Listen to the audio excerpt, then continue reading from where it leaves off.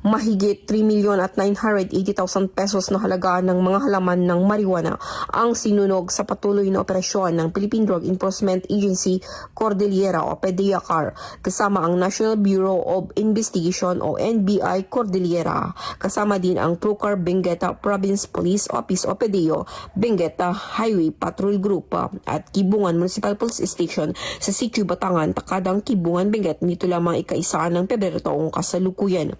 Isiniwalat sa operasyon ang 4 na magkakahiwalay na plantasyon na sumasaklaw sa 2,050 metro kwadrado na nagpapakita ng pagtataniman ng humigit kumulang na 19,900 ganap na lumaki na mga halaman ng marijuana. Sinira ang lahat ng mga halaman ng marijuana sa lugar alinsunod sa mga protokol sa operasyon.